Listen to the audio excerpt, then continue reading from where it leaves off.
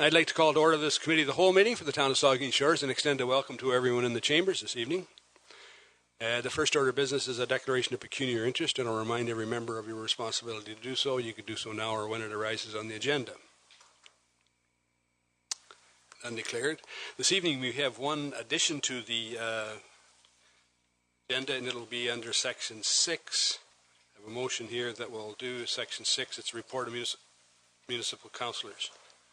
And it's the motion then is moved by Councillor Minaj, seconded by Vice Deputy Mayor Huber, that the Committee of the Whole agenda be amended by adding the following agenda item 6, report of municipal councillors regarding Canada's 150th celebrations. Any discussions on this? All in favour of that? Thank you. That's carried. So we'll add that under 6. So the next item on the agenda is deputations, and this evening we have one deputation. It's Jill Taylor. She's here to talk about the proposed DGR. Welcome, Ms. Taylor.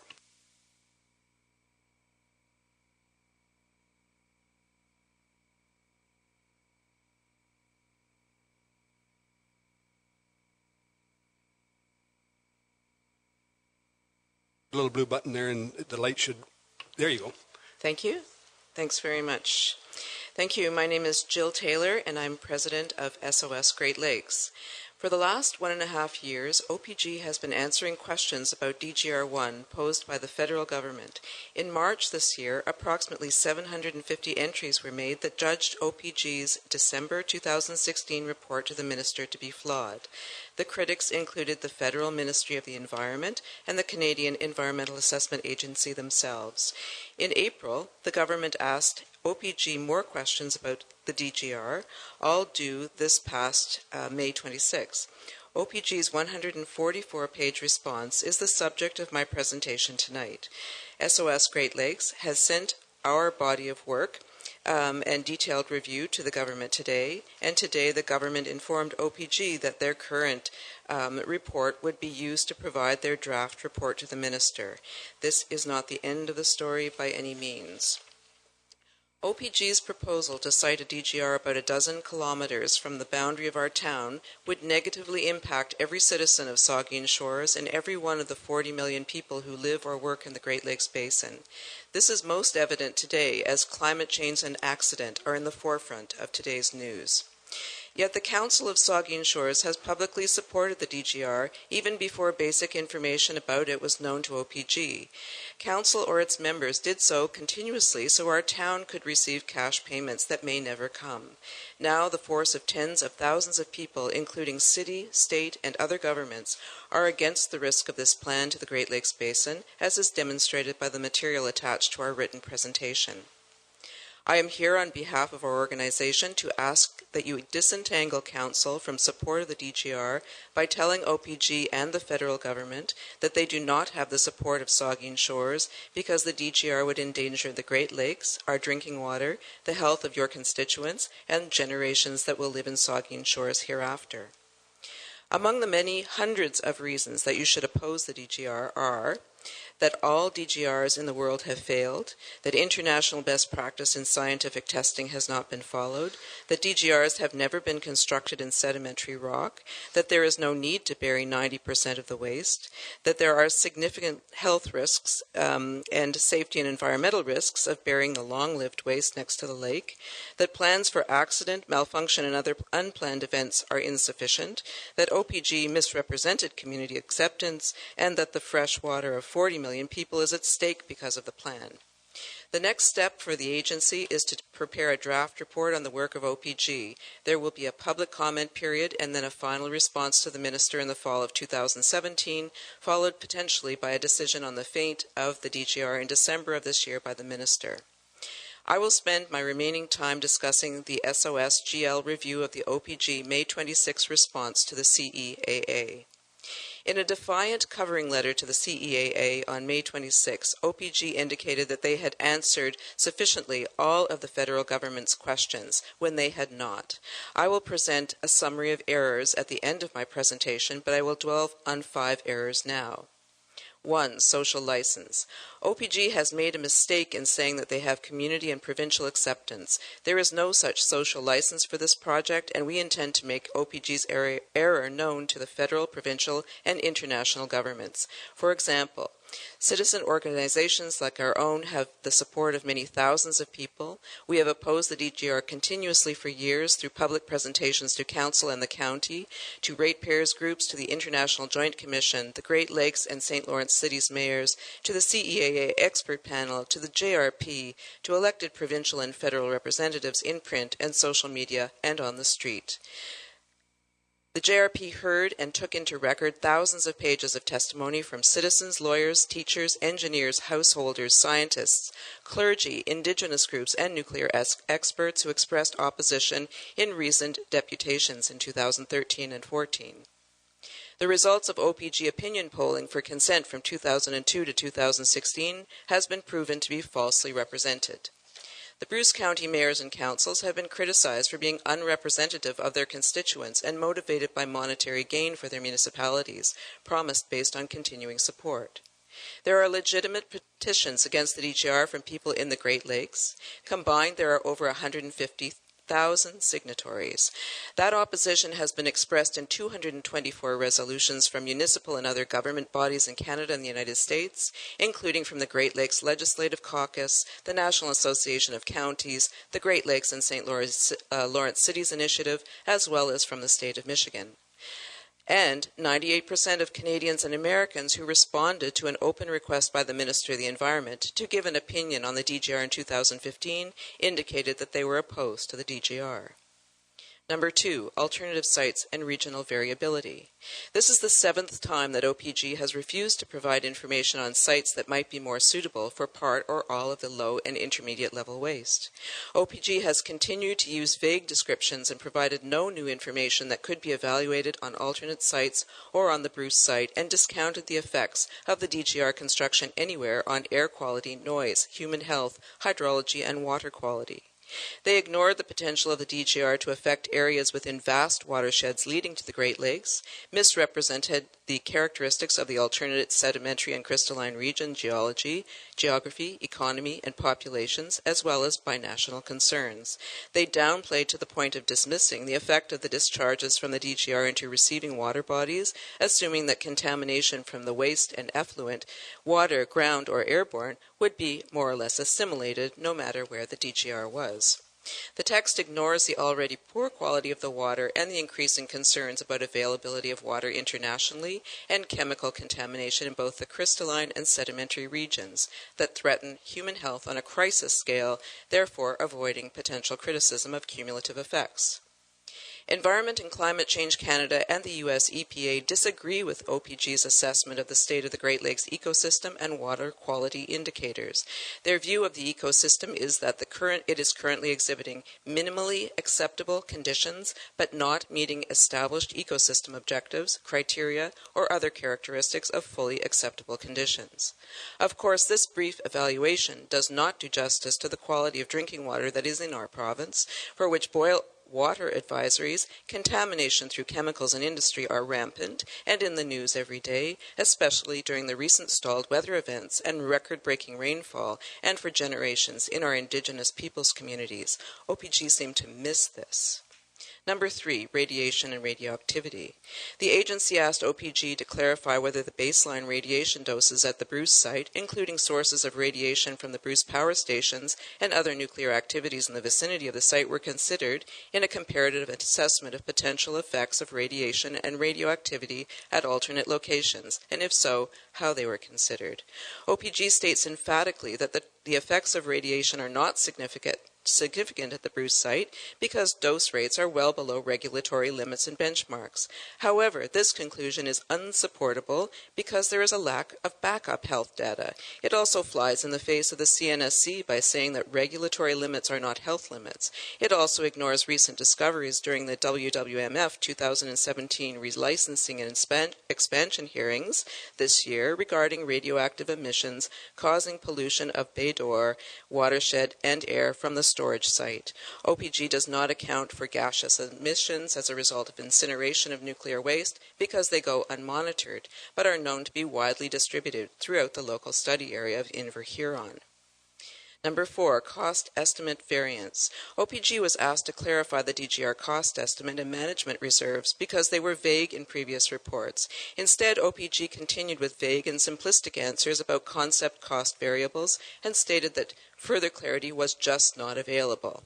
OPG's reluctance does not account for the fact that you can view the cost projections that have been prepared by the NWMO for the APM DGR on the Internet, including the cost of capital works in operation over time, even the fees that will be paid to the project managers, the engineers, and the CNSC.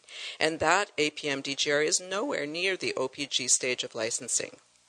Why doesn't OPG reference the findings of NWMO, who is actually assisting OPG prepare these answers to CEAA? We know that OPG also has ample access to cost projections that have been prepared internationally by waste management organizations who are doing the same process of evaluation and have projected costs of construction and operation in both sedimentary and crystalline rock at multiple depths. So OPG has no cause to be unsure or careless in a complete answer to that question of cost.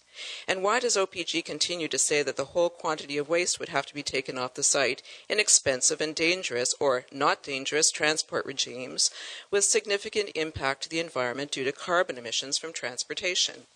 OPG has acknowledged that if an alternate site was found for the intermediate level waste, the low-level waste would not have to be transported. And there is no need to transport 90% of the volume of the waste from the Bruce site if enhanced storage is pursued. And there is no question that in the future that any trucking and transportation of waste to an alternate site would be done in sustainable vehicles that would not cause environmental emissions that are calculated. Now this is a real kicker because the whole reason for using nuclear energy to generate electricity is because it's clean and the way of the future. Imagine the power generating company who owns the province's electricity not telling us that the future of trucking is in fact electric powered vehicles. So the costs of transportation are a sham, and the supposition that the total volume of waste would ever be transported is a sham, and the environmental impact is a sham. Therefore, the comparison of the various alternates on the base cost and the basis of environmental measurement are false. This is compounded because the $2.4 billion estimate for construction operation is also unfounded. 5. Methodology for types of cumulative environmental effects. In the assessment of cumulative effects of the APM DGR on the Bruce DGR, OPG does not present the facts of already degraded context to provide a baseline or anticipate adverse effects from any of the facilities that would combine to create a greater effect. This is an assumption for which there is no basis. Compromises are made all the time in complex projects, especially to manage uncertainties which will occur at the proposed DGR in abundance.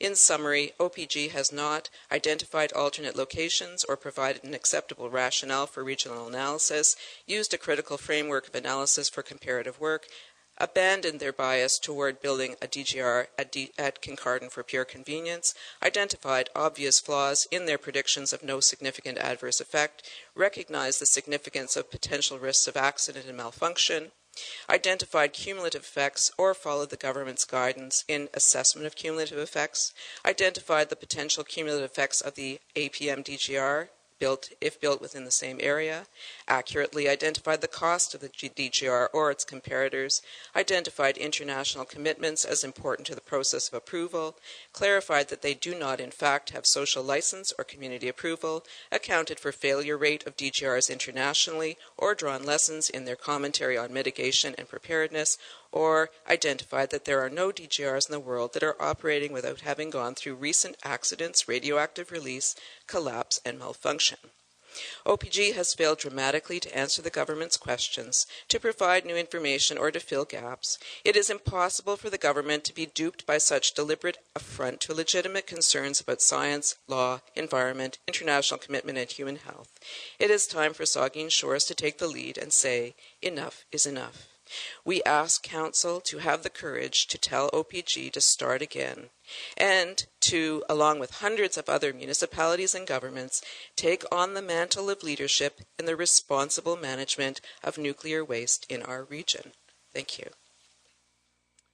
Thank you, Ms. Taylor. Any questions or comments? Councillor Minaj.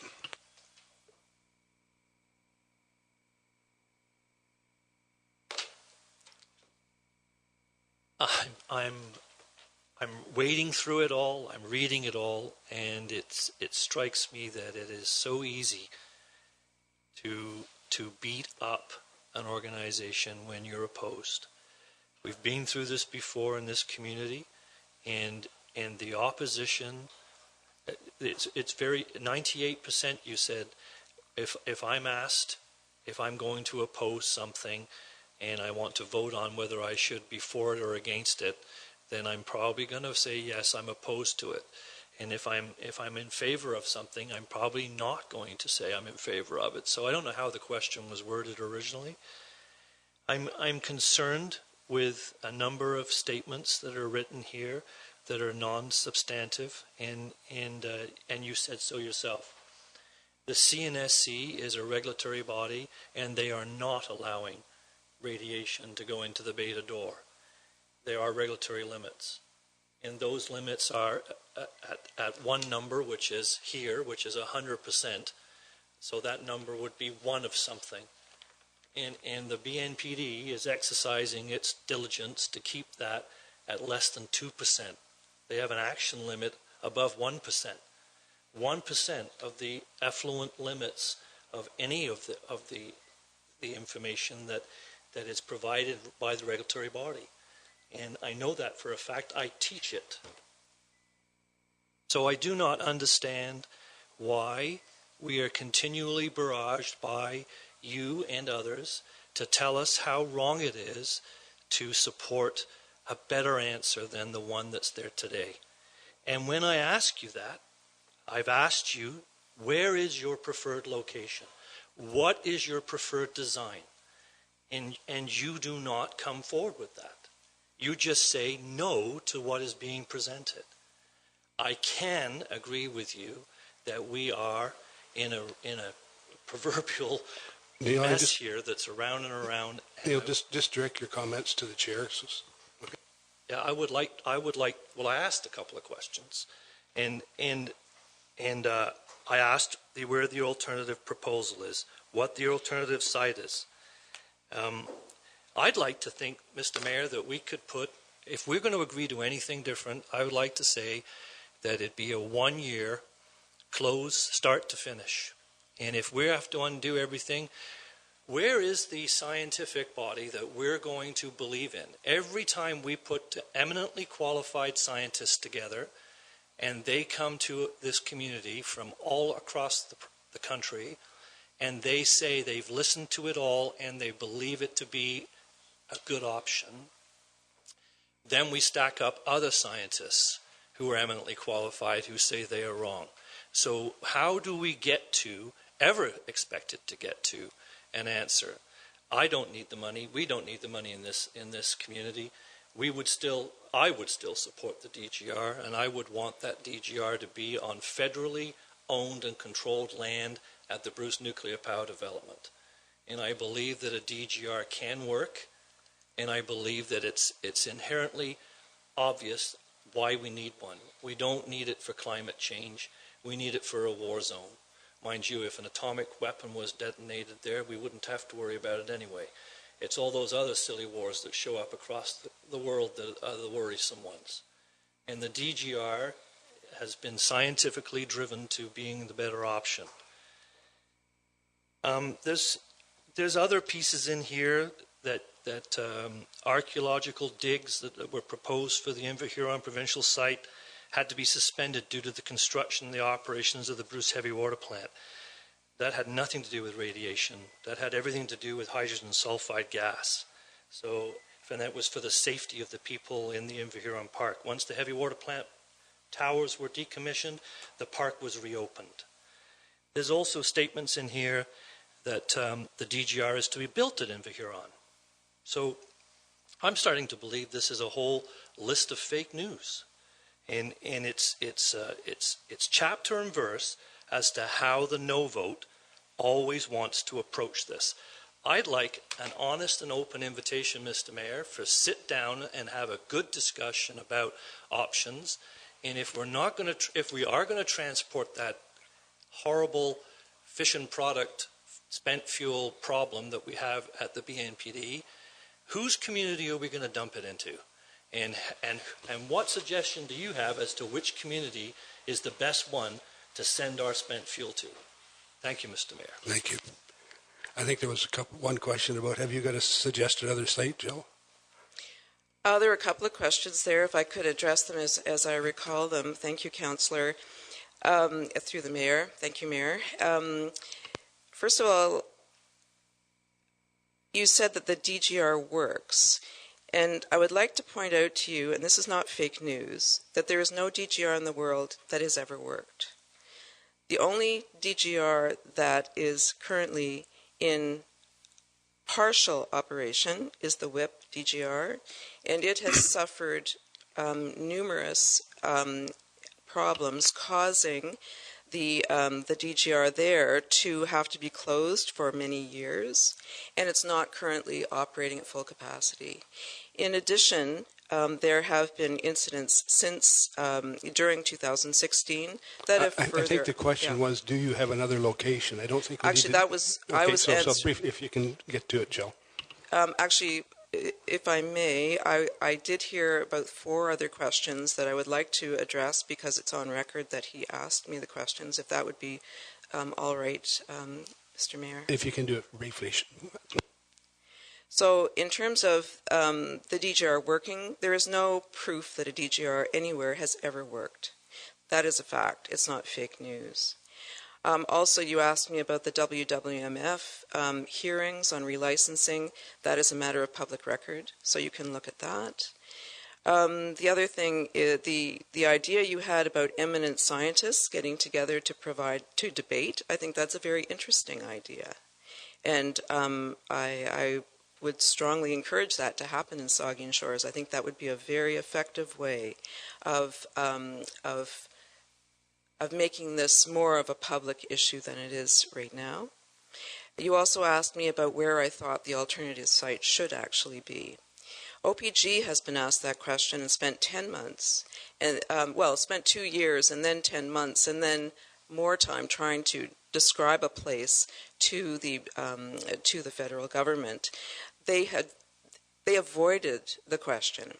I can say with confidence that across the world, the standards for containment of low-level, short-lived radioactive waste are that enhanced containment facilities are suitable for radioactive waste that has a life of 30 to 300 years. So there's no need to dig a DGR to put that waste down. Internationally, that's a known fact, and people, you can find that very easily in documentation provided during the JRP hearings, and there's a lot of very good work going on in that. In terms of the intermediate level, long-lived waste, that should not be in a DGR at the shore of Lake Huron in the Great Lakes Basin. So I think that separation of the waste would be a great idea, and that's a really good start to getting on the road to a successful management program for radioactive waste. Thank you. Thank you. Mrs. Taylor, any further questions, comments? None. Thank you very much. Thank you.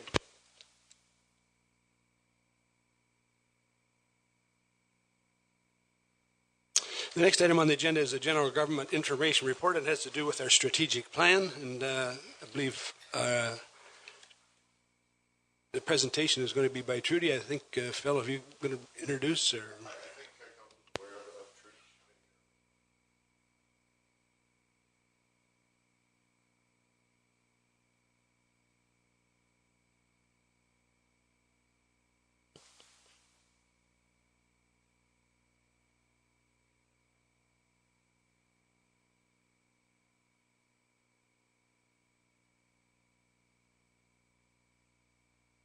Thank you very much, Mr. Mayor, councillors, and guests in chambers this evening.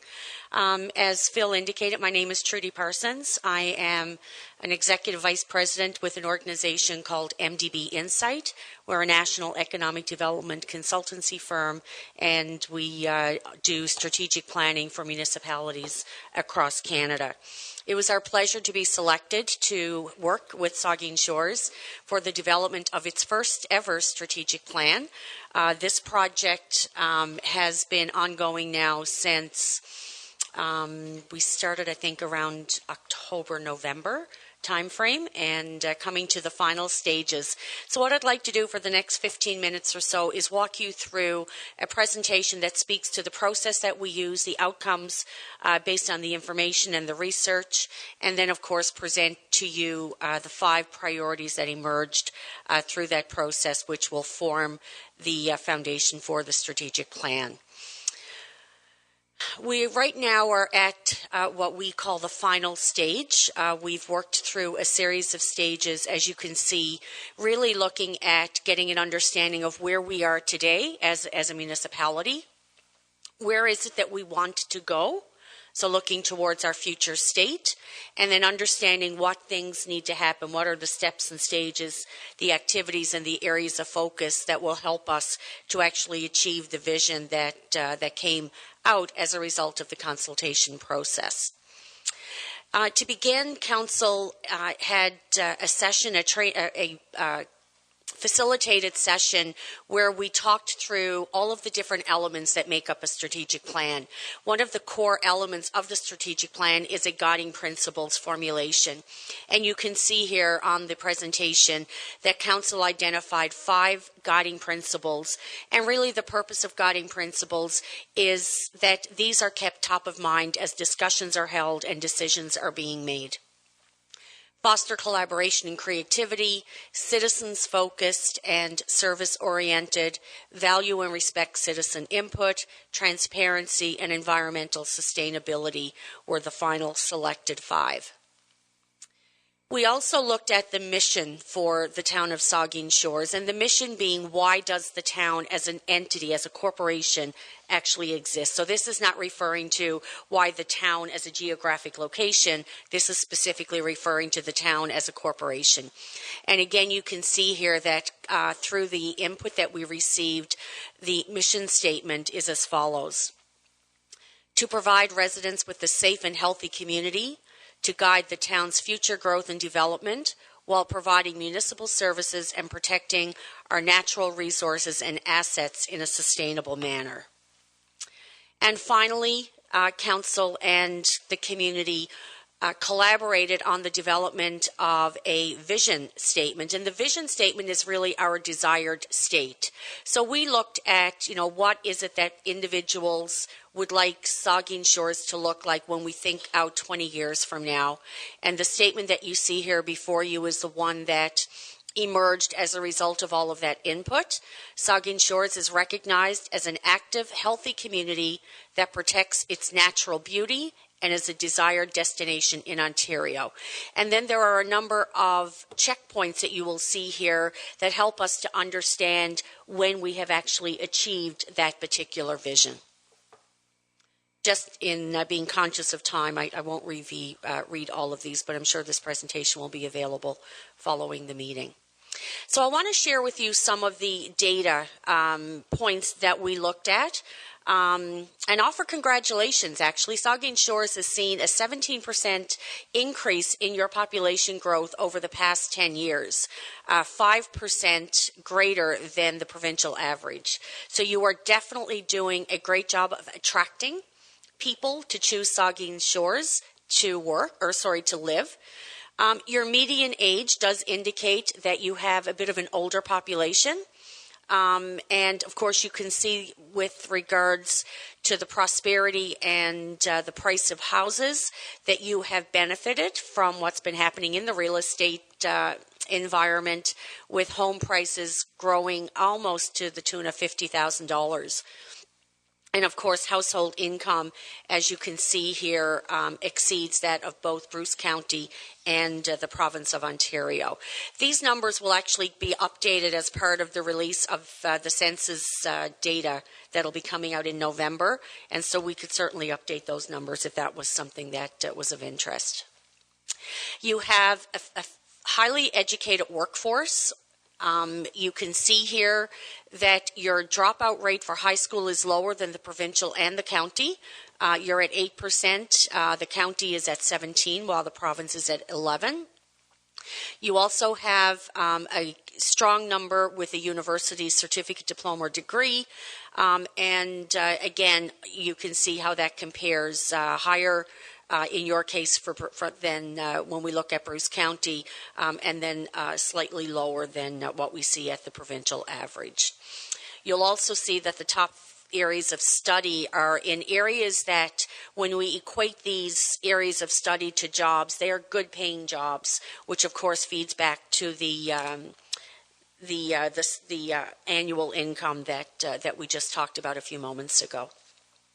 Quality of life and quality of place certainly was spoken to loud and clear as we had the conversations with communities, both from a residential perspective, a business perspective, staff, and council. There is a great pride in this community for what the community has, and certainly a significant respect for the environmental as well as the beautification with your beaches and natural environments. One of the elements that we take into consideration is having a significant review of the other documents and research and studies, your official plan as an example, that already exists in the community. And so we did a detailed review of about 11 reports that already exist within the municipality. And we wanted to understand what were the common threads or common themes that spanned across those reports. So the number to your far right, the first one being 10, that tells me that out of all of the 11 that we reviewed, 10 of the reports reflected around infrastructure, municipal facilities, asset maintenance, and management. And you'll see that those numbers decline as we work our way down the list. So that's important when you're doing a strategic plan, because you do not want to do something that disrespects or does not reflect what's already showing up in the other work that's already been done through the municipality. And there were certainly lots of great commonalities, as you can see there. Even if we just take the first 5, they exceed the number of reports. So certainly a majority of the reports are talking about those particular elements. An important part of the strategic planning development phase is listening and hearing what individuals have to say about their community. And so we took a community engagement process. You will see that there were 3 elements in which individuals had the opportunity to provide input, starting with a community survey where we had 829 responses. I've been doing this a really long time, and that is the highest number that we have ever achieved. So congratulations again to the community for taking that level of engagement into your strategy. We also talked to frontline staff with 67 responses being completed, and then we worked with the strategic planning team to identify individuals that we could also talk to, and there were 11 specific interviews that were completed. So very high level of engagement when you take all of those numbers and add them together, well over 900. One of the questions that we wanted to understand was what is the vision of the people who live and work in Saugeen Shores when they think 20 years out? And as you see the size of the word being larger to smaller, that means that that's the number of people that actually selected that word. So the biggest word that you're seeing up there right now is community. And so the majority of individuals that responded to this question, they selected community as one of their choices. And then, of course, you can see the numbers: friendly, growth, active, etc., so that you have an opportunity to see what the feedback was with regards to that vision statement. We also asked the same of staff. so that we could understand their vision going forward into the future. Things like beautiful, active, growing, progressive, healthy, diverse, vibrant. Again, words that speak to a very strong active and inclusive community. And then we did the same with our interviews. And of course, you can see again here, community safe, leadership, progressive. So some similar words to what we had heard through the other two consultation processes. So these words are important because they help us and you as we start to get a sense of what is really important to the individuals that are living and working here. And it helps to start to formulate, the reality of that vision. And certainly you can see that there is significant support for the vision based on the feedback that we were able to receive through that process. So what does it all mean? Well, at the end of the day, a strategic plan helps to identify the vision, the mission, the guiding principles. But as important to that is it also helps us to identify priorities. There are only so many hours in the day. There's only so much money in the budget. And there's only so many staff that we have available to us. So we need to make sure that when we're identifying those priorities and actions, that they make the most sense to us, given the vision that has been identified and given the mission of the corporation. What are the things that we need to focus on? And so you will see how all of this fits together. On your far left, you'll see that it was sort of the data piece of everything. We wanted to make sure that we had a clear picture of what the data was telling us. But I always say the data only tells half the story. It's the conversations with those that are living and working here that really need to be married with that data in order to get a true picture of what folks are feeling and seeing. And so, of course, then we had the consultation process. All of this cumulates into what we call a strengths, opportunities, aspirations, and results. It's a SOAR analysis. Many of you may be familiar with something called a SWOT, strengths, weaknesses, opportunities, threats. We try to look at it through a much more positive lens, not with rose-colored glasses so that we're not recognizing the challenges, because we do, but it's important to understand if we're looking to go somewhere into the future, we need to understand how we can leverage what it is that we have today in order to help to advance us there.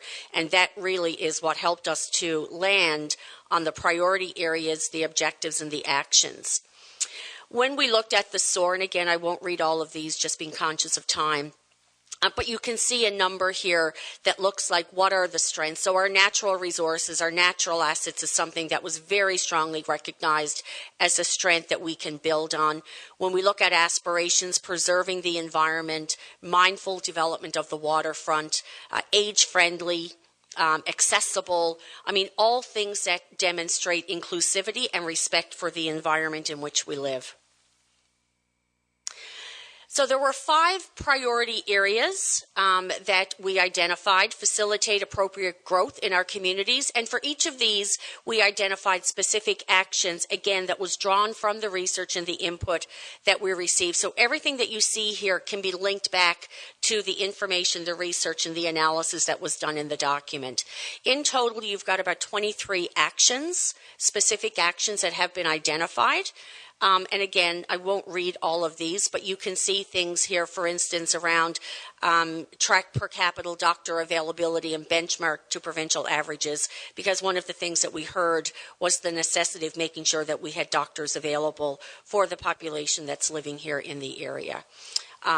Looking at an economic development strategy to, again, make sure that you've got a roadmap. Just as the strategic plan is a roadmap going forward, an economic development strategy would be the same. So you know what sectors to be targeting, how you do investment attraction, and all of those types of things.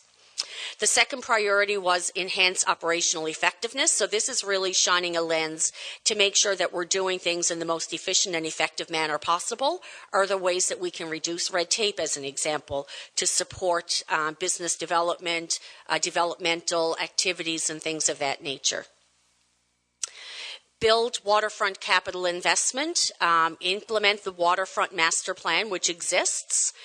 making sure that we're upholding and updating as necessary the beach maintenance plan, looking to ensure that we have a sustainability charter to guide commercial land development on waterfront properties. So again, this speaks to certainly the protection as well as the development of the waterfront.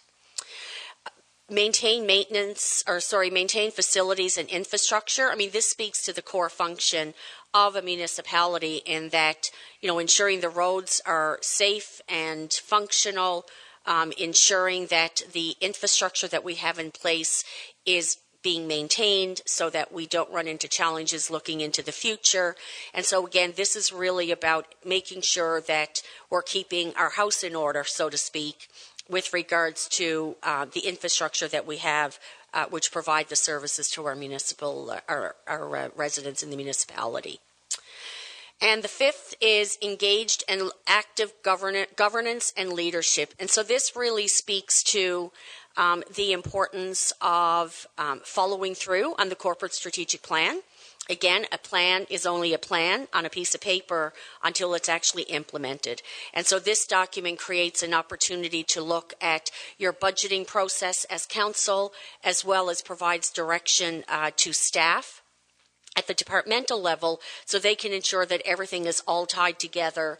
And by tying it all together, you're advancing towards that vision, which has been created as part of the strategy.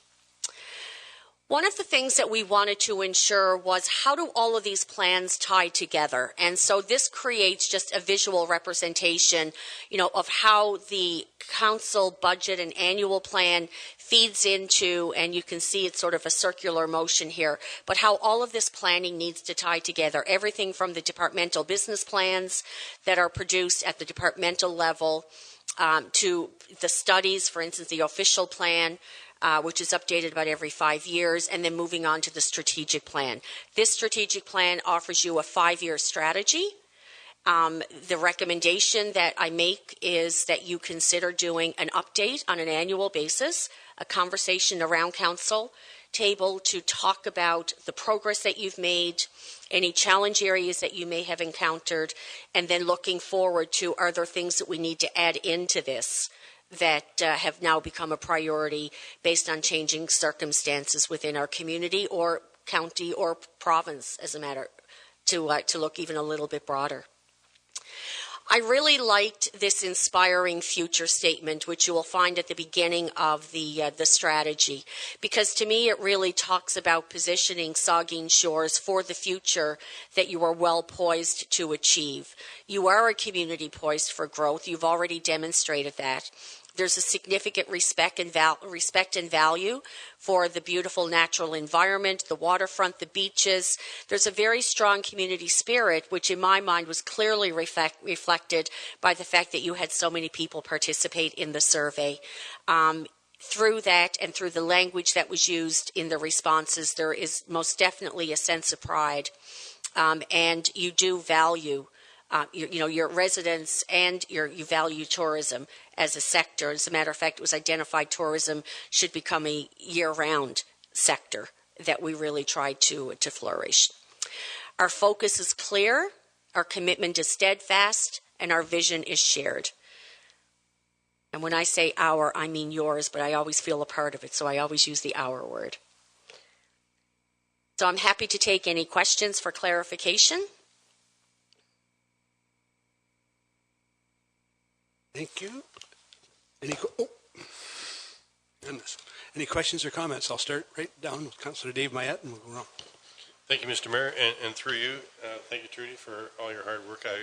I recall having the facilitated sessions, and it's amazing that what we gave you, you've been able to put together in this report. I think it's come a long way. My question is with regards to, at the very beginning, where we talk about not the mission statement, but the executive summary and the vision. And I'm not sure if we wordsmithed or had an input on that part of it, but to me that section should give the overall vision of the purpose of the town and the purpose of the corporation and the purpose for people living here. And it seems to me that we use the term quality of life, and we use the term, I get my glasses on here, the natural environment, waterfront, and the beaches. And of course, those are all the hard assets that make up the reasons why people choose to make Saugeen Shores their homes. And certainly the assets around our facilities, our pool and our flex and our parks and our trails and all those things. I had a conversation earlier today with a friend of mine about it, and there seems to be a missing component to it, which is, and our neighbors to the south, when they drafted their constitution, used the term pursuit of happiness. And really, I think there needs to be something in there, whether it's happiness or the pursuit of joy or the pursuit of enhanced and enjoyable life, because that's really what everybody's trying to do, is to be happy in what they do and be happy in their time off and be happy in the place they live and experience joy in life. And I think the purpose of the town is to, in a large part, facilitate people being happy and give them the parks and the facilities and the things they need. So, but I don't know whether it's too late or not, but I would like to see something in there that reflects that the purpose of us being here and the purpose for our town and the purpose for all these wonderful things that we do is to facilitate people being happy in their life. Certainly not every aspect of a person's life is going to be a dance through the daisies. We all have to go to work, and we all have to and do things that we don't necessarily want to do. But in the end, the overall goal of our existence should be to make those happy periods larger than the less desirable periods. And somewhere I'd like to see that reflected in there before the die gets cast and the stone gets chipped away and this gets put into text. Thank you. You want to comment? Go ahead. Yes, please. Sure, Thank you. sure. So absolutely, there's opportunity for input. We'll be collecting that over the next couple of weeks. I will absolutely go back because I need to validate adding that in because it needs to come through the process. So I'll go back and I'll look at the strategy and the feedback that we've received and see if there's an element of that is reflected. I do offer a small caution, and my caution is that when you start talking words such as happy, joy, they're so subjective and open for interpretation. And so what may be happy to someone or joy to someone may be the opposite for someone else. And so we need to keep that in mind as we're identifying sort of what would go into the strategy. But I'm happy to take that back and see if there's something in there that we could accommodate. I'm happy you're happy. Councillor Grace. Thank you, Mr. Mayor. Trudy, I just wanted a clarification. One of the groups that was surveyed were 11 individuals. And if I remember correctly from the report, were they individuals who were representatives of organizations in the town, or were they just people who the team recommended? So they would have been individuals that were identified through the team. So they did not represent There were some of them actually that did represent organizations, and perhaps I don't remember the list offhand. Yeah, they were chosen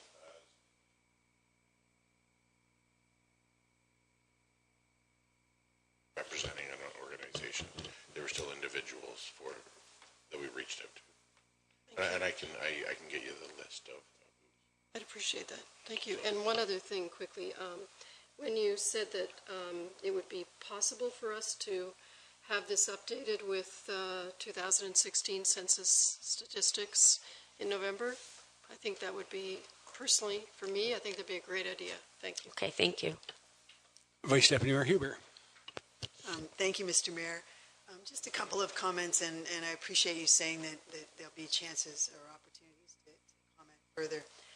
I'm a bit surprised that council is only mentioned as a potential partner or champion once on the whole recommended list, and I would encourage a second look at that, because I think that some of the items definitely, don't fit in with our kind of thing, but certainly we all got elected to play leadership roles in the community, and I think we are potentially great partners, and we should be champions of various elements. And so the fact that we're only listed once is there's an opportunity there to sort of enhance that. I'm also interested in having the idea that a lot of people, the words showed up big in places, community and that sort of thing.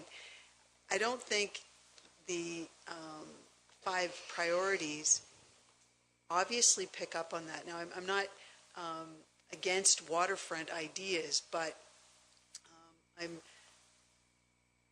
just interested in making sure that we don't lose sight of that community neighborhood thing, because the waterfront is a resource that's available to year-round residents. It's a tourism item. It's an environmental area, so it fits in a number of different ways. But it seems to be the only area that's specifically highlighted. The rest of them, the other 4 priorities, are more administrative, or they're big words like facilities, and they don't hone in on a particular idea. And I think a lot of people were interested in making sure that the idea of community and neighborhoods and quality of life was picked up in some way. And I don't know if that means that there could be a 6th priority or something there, but I think the quality of life thing is missing. So I understand what you're saying about the word happy and joy, but there's a reason why people choose to live here, and I don't necessarily think that was grabbed as a strategy idea to just make sure that we don't lose it along the way. But certainly, I think, how are we able to comment further? Do you want us to email you directly, or through the fire chief, Phil, who's been the lead from the town? Is there ways for the community to comment too, since the document, I think, is now up on, well, it's part of our agenda, but is it going to be posted somewhere too? Yeah, if I could speak to that just briefly, Mr. Mayor. The information report summarized it somewhat, but our next steps from tonight, we wanted you to have a first look at it, and that's why it's presented in draft format, so that for the next couple of weeks we can gain your comments. Very much so, the livability and the happiness of being in Saugeen Shores can be captured in other ways. But in the very near future, we want to present it to the community too, and it's going to be an online format that the community can comment, and we'll take that and work it into the plan. But like Trudy said earlier, we need to test the comments. They need to resound by a couple others, and the data that's collected has to be there. If there's a one-off comment that doesn't fit anywhere, it can't be stronger than the 900 voices we've already heard. But for sure, we want council's comments and the community's input to make sure we've finalized the document. Councilor Minaj. I read a lot of information on the weekend, and I may have missed it. Were there surprises? Were there gaps or real standouts that you may have said, wow, this community doesn't do that, and the last 10 we worked with did?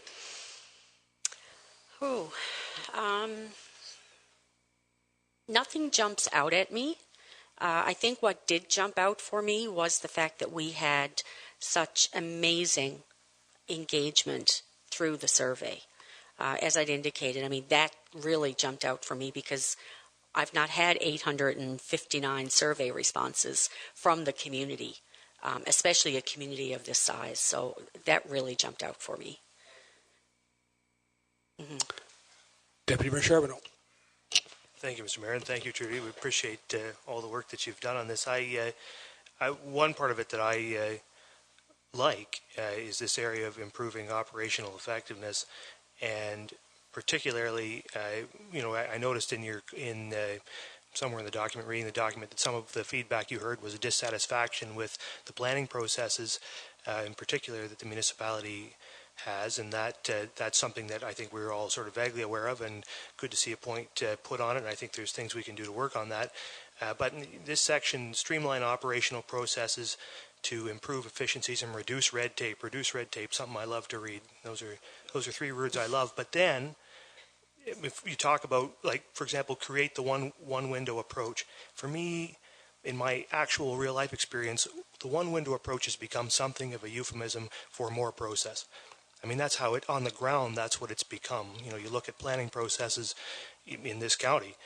We have a one-window process from the province, which really just adds a layer of pre-consultation, which is an additional layer to the planning process, which actually makes more delay and causes more. I mean, it feels like you're dragging yourself through the mud, right, trying to get it done. So, so I read this section, and I don't see anything. It talks about reducing red tape, but it doesn't say reducing regulation, which is the thing. If you're going to reduce red tape, that's how you reduce red tape. You cut regulations. And I think that and what's interesting is in my conversations around the administration in this building, there are ideas for how we could cut regulation. I mean, some of these, we have some smart people in this building, and they know how we could do things more efficiently in lots of cases, and know how we could do things without some of the regulations we have in place. I mean, I would really, if one of our priorities is going to be to reduce red tape, then surely we should say in there that we're going to prioritize reducing regulation. And we should put that in black and white, and we should give that as a directive to ourselves and to our senior staff to get that done. So that's something I'd really like to see in there. But otherwise, I think it's a great document, and nice to see it coming together. And thank you for your work. Wonderful. Thank you very much. Further comments, questions? Councillor Mike Myatt. Thank you, Mr. Mayor. And thank you, Trudy, for your presentation and all the good work you and Phil and all others who are involved. So. Nice work, and I just want to zero in, Trudy, on the 5 priority areas, and if you could just explain one more time, because I sense that these 5 priority areas, we call them pillars or whatever we might want to call them, but is it fair to assume that we will, as a council and staff, be referring back to these on a pretty regular basis, those 5 key priority areas, and that's fair to assume that. And the question I had around the 5 priority areas, did they come out, like, obviously to be identified as the top 5, they came out through the 859 surveys, they came out through interviews, workshops. Were they common themes? Like, can you explain one more time how I know you explained it through here, but just quickly if you could. Yeah, no, absolutely. Just, because this is what we're really going to be referring back to frequently. And so can you just refresh my memory again just on how we came to those 5 key areas, just so we're very clear about that. Certainly. Thank you for the question. So one of the things that's really important is, first of all, as we're working through this and taking in all of the information, both the data side, the numbers of the data that we looked at, the existing plans, those 11 plans that we reviewed, and the consultation process, both with council, with staff, and with the public. Things, start to get converged down. And yes, so every single one of these is grounded in evidence that was pulled specifically from that analysis process. And actually in the document itself, it will identify specifically for you, here's how this particular priority, remember I talked about the SOAR, the strengths, opportunities, aspirations. You will actually see how those are reflected and how they are responding to what came out through that SOAR process. So these kept common themes, threads, they just kept reappearing. Exactly. Right? Throughout this whole process. Exactly. And just one tiny little thing, and maybe it's a bit of a cookie cutter slide, I'm not sure. Pardon me, I should send this in, but you referred to city employees. I'll change it to town, certainly. I probably should send you an email on that. But excellent report, and I look forward to, if these 5 are approved as is, we'll see. I think we've pretty good priorities here. Thank you very much. Any further questions? One more, then go ahead, David. Thank you, Mr. Mayor. Once again, through you. Jill, just reading in the section 5, engage in active governance and leadership. Can you comment on what is the nature of the initiative around the Saugeen First Nations outreach? And is this something for the future? Is this something that's currently ongoing, or is this a wish list for the future?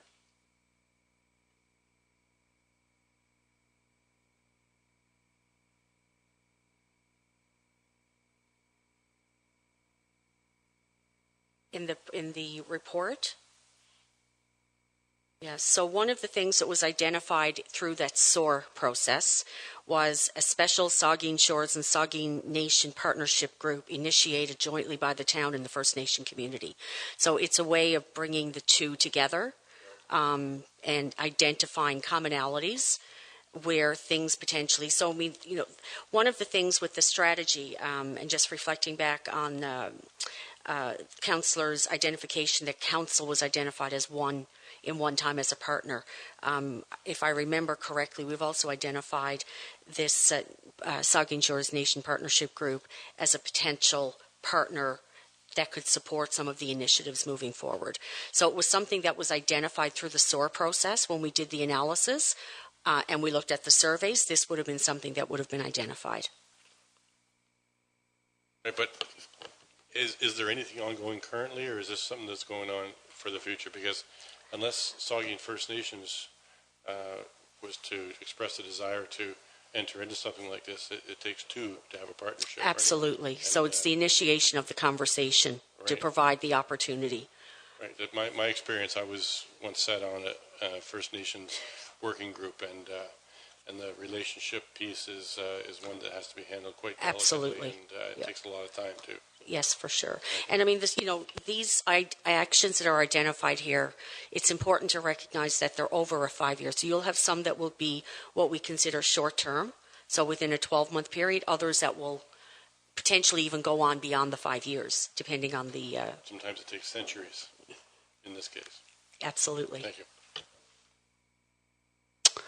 Well, I guess just for clarity, I think we had a couple of questions about if council wants further input to it, maybe clarify. We just direct it to the chief, to you, Phil?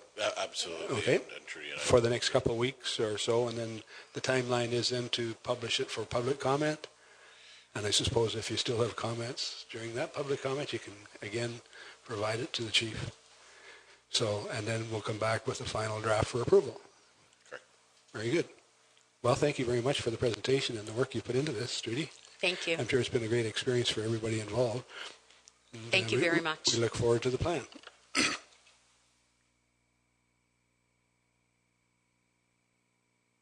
Our next item on the agenda is the Community Services, Parks and Recreation Staff Report, and has to do with the Port Elgin Beach House construction and renovation. And our Director of Community Services, I believe Jane, will present.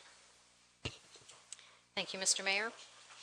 This evening I present to you a recommendation to proceed with approving Allen Hastings Limited as a preferred contractor for the beach house construction. The project meets the check marks of Council, previous Waterfront Advisory Committee, and the newly presented Corporate Strategic Plan by investing in the waterfront. It's, as you heard this evening, it was priority number 3 in the strategic plan. This investment raises the bar for existing establishments and their aesthetics at the waterfront. It's new, it's modern, it provides a first impression, and it's operational for staff. It provides an opportunity for year-round tourism at the waterfront. The previous Waterfront Advisory Committee wished to ensure the $1.4 million was utilized towards items that provided a first impression. The combination of both the beach house and the intersection leading into the parking facility provides that, and it's still within the allocated $1.4 million for Phase 1 of the waterfront. On behalf of the municipality, Steenhoff Services Group negotiated with Allen Hastings and was able to reduce the cost by $84,599. Eliminating major components such as the retail space would dramatically change the look of the proposal and would mean a new design required. The retail space may be leased through a competitive process as a revenue-generating source. Staff and council repeatedly hear from residents and visitors the desire to have an updated facility that's going to meet the needs of the users as well as staff. This design provides that, and at the same time will identify the Port Elgin Main Beach as one of the more desirable beaches along the Lake Huron shoreline. So then the recommendation is the council authorizes Allen Hastings Limited to carry out construction and renovations of the Port Elgin Beach House at a cost of $1,102,788 plus HST. Questions or comments to this? Vice Deputy Mayor Huber. Thank you, Mr. Mayor. I will not be supporting this motion. I think when we put in play a couple of years ago $1.4 million as a placeholder, it started with quite a few projects sort of considered within the mix. And, as we carried it forward, and I'm looking at the 2015 capital budget submission sheet, that $1.4 million was divided up almost $500,000 to the promenade, $500,000 to the washroom, about $175,000 for sand migration measures, and then about $240,000 for quote-unquote miscellaneous. We carried that over, and in 2016 it became, again, $1.4 million. It's all debt. I have got notes on my budget sheet here. We'll be back with individual projects, and we'll discuss revenue sources appropriate to the project. And now we have, then we come around to this year's budget, and we had the $1.4 million still as the placeholder, but now all of a sudden the promenade and the lighting are in a different category, which is $450,000 more, which is more debt. So that's coming from a different pool of money now. I don't think we've had any discussion about how to pay for this beyond debt. And I asked a question today of the Director of Finance. If we were to pay for this over 20 years, what does that add to the cost? And he said it would add, well, my calculation, he basically confirmed it, it would add about $700,000 plus a little bit to the total. So, we're talking about, when you add in for inflation and a few other things, this is a $2 million bathroom. And I can fully appreciate that it's got some storage capacity and whatever, but, $2 million for a bathroom. I don't think that in good conscience I can support that. I recognize the need and the value of nicer facilities in that location. I recognize the need and the value for upgraded facilities in that location. I don't see why we would spend money building a restaurant for commercial purposes, and then, when I look at the lease payments we get for properties, certainly we don't make much money off leases. Perhaps that could improve, but $2 million for a bathroom that people would be paying, taxpayers would be paying for over 20 years, that to me is not good value to the taxpayers. And I think that some of the other items that over the years, the last couple of years, we felt were equally important to get to, they're just going to add to the debt, as is evidenced by this $450,000 for promenade extensions to the south and also lighting along the North Shore Trail, which is showing up as debt too. So there we've already upped the $1.4 million debt by another $450,000, and it's I just don't think we can afford this. And certainly we balked a couple of years ago when we crept up over $100,000 for a bathroom upgrade there.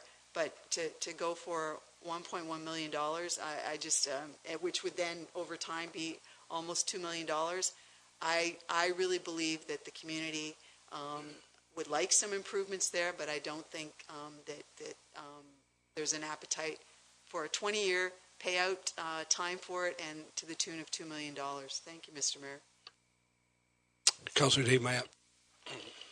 Thank you, Mr. Mayor, and certainly through you, I do have some redress about how this project has bloomed from a $500,000 washroom renovation, which many of you will recall at the time thought was a little bit outlandish for $500,000 to upgrade a washroom facility or build a new one for that matter, and to when I hear the 20-year projection of $2 million, it really is difficult for me to get my head around it as well. We're struggling with, on the horizon, very near horizon, a couple of large ticket items, namely police station and perhaps a renewed aquatic facility, which would give us 12-month recreation. I don't see how this beachfront washroom / facility would give us year-round tourism. And when it comes to the matter of tourism, there certainly are a lot of tourists that go down to the beach and use these facilities, but it's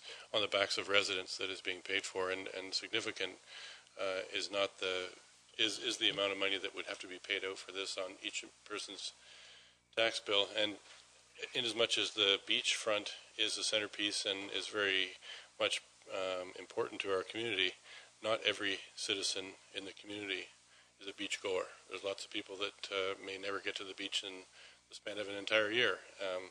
Myself, I'm not a particularly big beach goer. I don't recall ever being in the Green Street washrooms, but except to tour them when I heard they were going to spend $500,000 on them. I just, I'm once again having a hard time spending the 95% of our budget on one facility when the $1.4 million was to be spread around, as the Vice Deputy Mayor so eloquently pointed out. So, once again, I'm just having a hard time swallowing this. Thank you. Councillor Minaj. Two negatives, and maybe now I'll throw a positive, and in doing so, I'll throw back at my friends at the table and say that we asked each step of the way for staff to go back and for committees to go back and look at the issues and look at what the needs were. We talk about library improvements for a small percentage of the population that uses a library. We talk about major town hall improvements in Southampton for a small percentage of people that use the town hall. I dare say, Dave, you've never been to more than one or two events in the town hall in Southampton. This is due its time. It's been through the process. We've put it through the ringer. You're making some errors in thinking here when you label it as $2 million bathroom. That's just not fair. What has happened here is that we were really squeezed by a lot of people using our waterfront because they really enjoy it. And when they went and saw the condition of the existing bathrooms, they said they're not very good. And they weren't very good because they were hard to look after. So this project was to introduce, you can't look after them when people are constantly banging the door down to use them. As soon as you clean them up, 30 minutes later, they're in need of it again. This gate gives us an opportunity for staff to do their job properly. It isn't only about the bathroom. It's been well stated that this is a focal point. When you come to the beach, it has more presence. It's a building with, it's like telling the CN Tower not to be the CN Tower because it's just an aerial for people. It's got a rotating restaurant. We can do a little better. Can't we do a little better than just put a new washroom building there and just say, just walk into our new washroom. That's all you get when you get to our beach and waterfront. There are parking and road improvements and drainage considerations in this plan. And maybe I don't have all the facts. Maybe some of those have been massaged in and out of this as well. But when I was on the committee, those are the things we were looking for. What I'd like to say is the no's, again, and I already stated it once tonight, it's not always easy to say no. I shouldn't have said that. People put a lot of work into saying no. But where's the alternative suggestion? After we say no, what's the direction going to be? If we can't say yes to this venture and we can't make these improvements, what does it mean? We're walking away from it till the next term of council or 10 years from now. We'll just leave it the way it is, knowing that A, it's not suitable, B, it's not supported by many of our plans. It's not supported by the fact that we actually had a roundtable discussion and put money in the budget for it. So it costs money. The government has told us, Mr. Mayor, the government has told us, you're not getting any money from us for grants. You got to start paying your own way.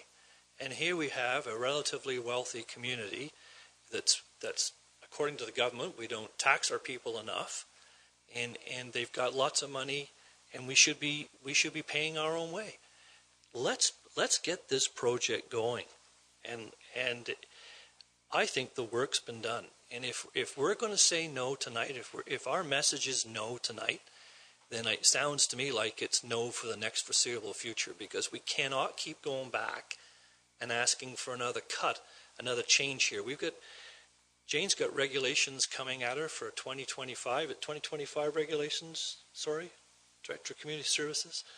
The regulations say that these pods, these family pods, have a special design criteria, and when you're a municipal government-owned operated building, you have to meet those standards. That's what drives some of these prices up. And we were maybe foolish to think 3-4 years ago that 400,000 was a big number then. And we've waited 3 or 4 years. The numbers won't get any smaller if we wait another 3 or 4 years. Thank you. Councillor Rich. Through you, Mr. Mayor. I think $1.2 million is a lot of money. When we approved that plan, I'll agree with the Vice Deputy Mayor. We were looking at a hybrid of Phase 1 and 2 of the ADA report, which included a lot of different stuff. Initially, it was $400,000. What's the solution? The solution is send it back to the Waterfront Committee and say, pare this down. Let's take it from a $1.2 million project. Let's try and get back to where the budget was. Maybe there's a lot of things in that the design that were not presumed to be included when we approved that money initially. That's kind of the way I see it. I think that we can take some of the Four Season pods out, maybe take the canteen out, still give it a nice facelift, but if we spend $1.2 million or $2 million, as the Vice Deputy Mayor says, we will have one nice building, and when you look around that waterfront, there's a lot more work that needs to be done. That's the way I see it. When you get to the bottom of Green Street and you see that there's old tennis courts that need to be ripped up, there's grass and fencing laying all over the place, the beautification of that waterfront to make it a more desirable location is going to be a lot more than just the washroom, and it's going to cost a lot more money. And I think in the end, we've got to make sure that we do this in a very cost-effective manner, and then make sure that we move on to the other aspects of the project that are going to make Port Elgin's waterfront the jewel that it needs to be. Councillor Madison. Thank you, Mr. Mayor. $1.4 million would build brand new washrooms at all 4 of our beaches, and they're all in need of that. Our beaches do need some upgrade, but I cannot support a $1.2 million washroom at this point. We, as Councillor Maeda said, we have some huge capital projects coming up: a police building, a pool, a rec facility, whatever it is we have coming up. That is going to be adding on to our debt. That's going to be adding on to our taxes. It's going to be hard enough to get our constituents, the people of Saugeen Shores, to support those, and then we throw on a washroom. It's a washroom. The original building is a cinder block building. We can add on to that for less than $1.1 million. We can improve that washroom. We need to look at the drainage and roads down there. That is a major problem for me, for the Port Elgin Beach, is the drainage and the roads down there. We have to look at that as well. How much do we have to add to the beach before we stop? And then we move on to the next beach, and then to the next beach. So I will be following along with Vice Deputy Mayor Huber. I'd like to see this taken back, and we asked this the last time that it was brought forward, that it be pared down. $1.1 million is too much for me. Further comments? Deputy Mayor Charbonneau. Thank you, Mr. Mayor. I have, for a very long time, been a big supporter of this project and of moving forward on improving, getting to the point where we can improve some portion of the Port Elgin main beach, because my belief is that once somebody takes action there to improve a major asset at the Port Elgin main beach, it will be a catalyst for the rollout of further improvements, many of which won't require municipal money. Because it's like dominoes. You knock the first one over and the other ones start to fall. And I think that would be the case with an investment here. That said, I think I come to the point where it is just not fiscally prudent for the municipality to spend $1.2 million in this location, whether you call it a washroom or whatever you call it, only from the standpoint of borrowing and our borrowing capacity and the demands on our borrowing capacity. And it just would not be fiscally prudent. And I think so. So the question then is what to do, and I'm in agreement with Councillor Rich. I think that we still need to move the ball forward, and I believe we can move the ball forward by making alterations to the design of the structure. There's room to make alterations to the design of this structure, and it can be done. My suggestion would be that a reference that we refer the direction back to the Waterfront Committee, ask the Waterfront Committee to pare down the design and make it clear that it's because Council does not believe it's fiscally prudent to spend the cost that's assigned to this project as it stands, and it needs to be pared down from that standpoint, and ask them to do it in as short an order as they can. We have 2 members of the Committee on Council. They understand Council's concerns, I think, and they can help to shepherd that through the committee process. So that's what I'd like to do with it, and if at the appropriate time, Mr. Mayor, it requires a motion to refer, then I would make that motion. Thank you, Mr. Mayor. Councillor McMahon. Thank you, Mr. Mayor. I support Councillor Rich. I support our Deputy Mayor. I think, this has been in the works for a long time. The Waterfront Committee have put a lot of work into this project, and so have staff. I'm having a little trouble with the 1.2 million. Probably 9 out of 10 people I talked to in the community are having trouble with 1.2. I did send an email out to our treasurer today, Mark Gaynor, and the number I got back was borrowing 1.2 over, at 5% over 20 years. Annual cost would be $95,000, about $10.75 per property for 20 years. $10.75. We just approved a $5 million, probably will go higher, police building, and I think the cost was $60 or $70 per year for 20 years. So we've invested heavily in our medical clinics. $500,000, I think, was the last renovation we put into the Port Elgin Medical Clinic. Passed pretty quickly. We've got wonderful medical clinic facilities. We've invested in our infrastructure, as our strategic plan says we should, and we've invested in other amenities that i.e. I mentioned police services. We're going to get a brand new police building. We need to invest in our infrastructure. $10.75 per year for 20 years is the cost to build that, renovate that facility at Port Elgin Beach. Having said that, I think it's not a bad idea to go back, send it back to the Waterfront Committee. When I'm hearing comments around the council tables, not a lot of support for the 1.2. I think we can't lose sight of the fact that this facility needs to be renovated. And we approved the 1.4 as a placemat, and who knows what that end result will be, the number, but I don't think we should lose sight of the fact that we had a lot of call to renovate that washroom facility down at the waterfront in Port Elgin. So, and if you travel down Green Street, and you take a look, that's our gateway into our community. Tourism is our #1 economic generator behind Bruce Power. And I think we need to be very serious about investing in our waterfront. We're asking businesses down at our waterfront to invest in the Port Elgin waterfront right now. I think we need to lead by example. And so, I'm having a little trouble with the 1.2. In a perfect world, it'd be nice to get it done, because it would be a wonderful gateway. Gateway down to our Port Elgin waterfront, and I'm in favor of Deputy Mayor and Councillor Rich send it back, I suppose, one more time and see what we can do.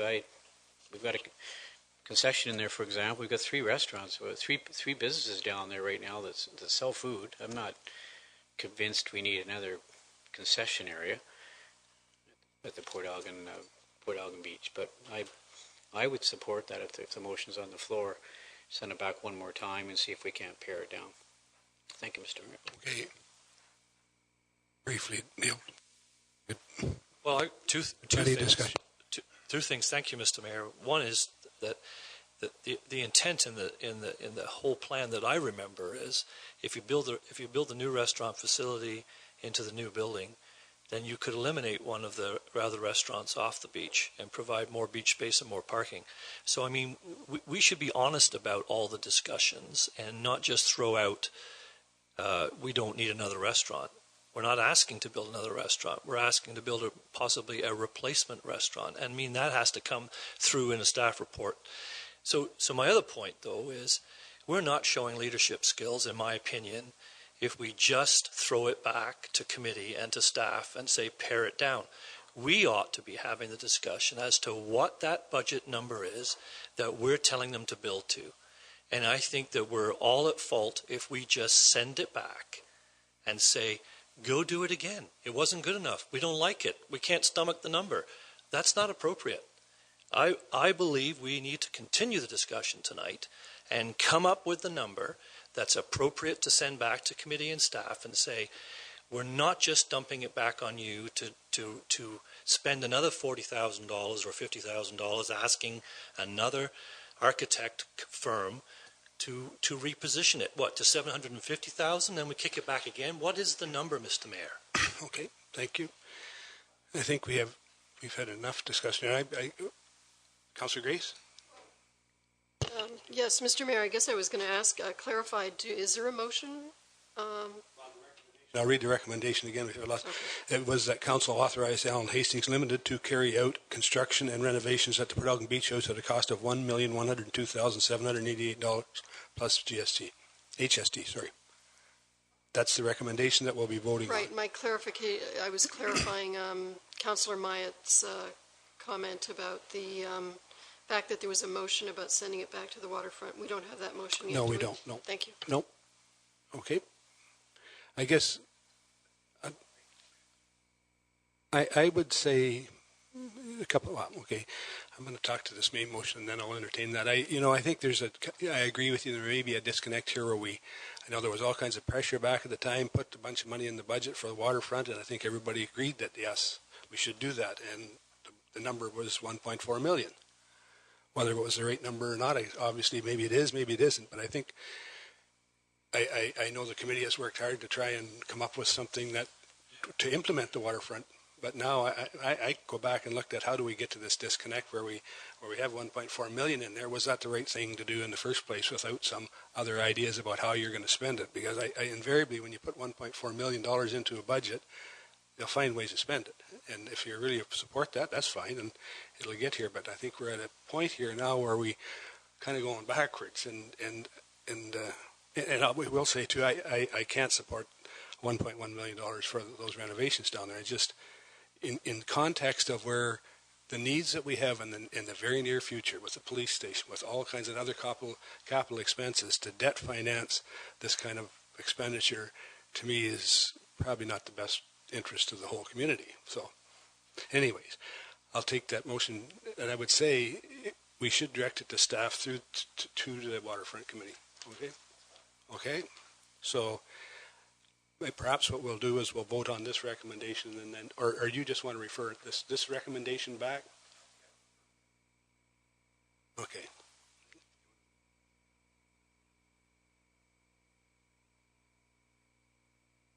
Yeah. Just hang on.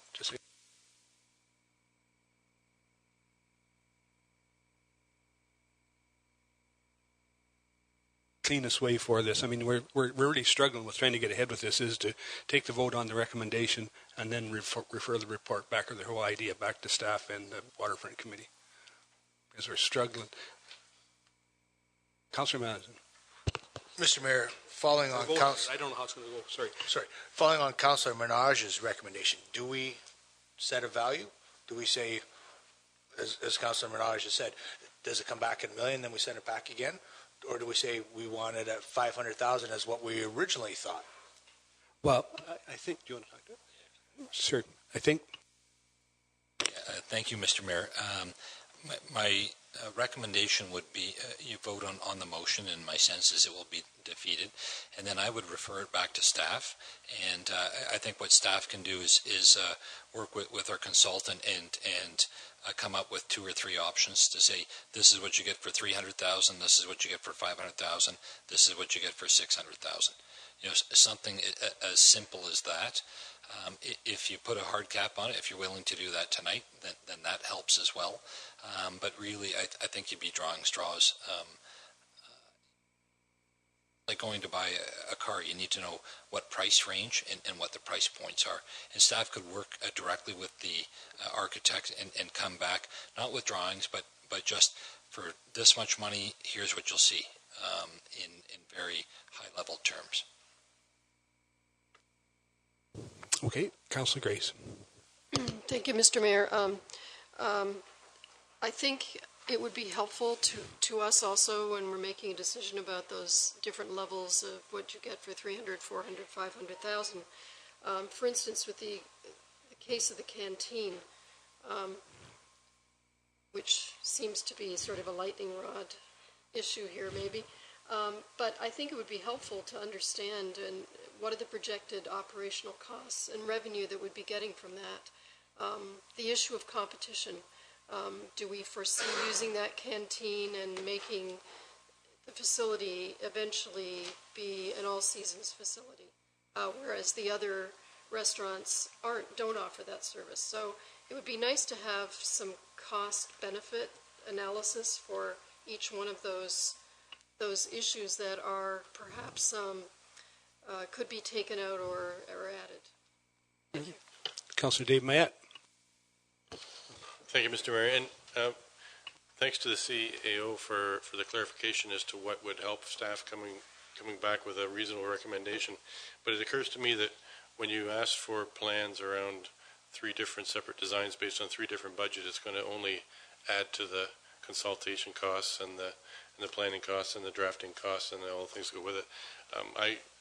I've heard the number of 500,000 wrapped around, and even as much as I was shocked at the $500,000 figure 2 years ago when we first talked about it. I think personally anything over 500,000, I don't think I could support. So if that was a maximum that we were going to give to staff and to the Waterfront Committee to work within, that's a number that I could get my head around. Thank you. Okay, thanks. I think, okay. Go ahead. I'm okay with all of this, and I appreciate what you said too, David. But there's another factor in this. Director of Community Services says we would start building in the fall. It would be mostly completed before summer next. So if we kick this back again, what we're saying is there won't be anything there for next year, or we're messing with timelines now as well. So I would like to think that we could have a better discussion as to how we send it back, and we ask for an emergency meeting of staff and committee, and that we do our best to bring this back faster. But again, it would add cost, I'm sure, to architect designs. I'm sure that we can get something back from staff in a reasonable time period. I don't think we need to rush anything because I think that's when you make mistakes, when you start to rush things for whatever reason. I think we can depend on staff to come back in a reasonable time period with a variety of options to try and move the waterfront plan forward. So I think we're ready for the question here. I just wanted to say, Mr. Mayor, that I can accept the concept of referring it to staff. I would only just ask that staff does loop the committee in the discussion at some point, since the committee was so involved in the development of the original design. If we're not going to refer it to the committee, at least the staff could involve the committee at some stage of their considerations. Thank you, Mr. Mayor. That's right.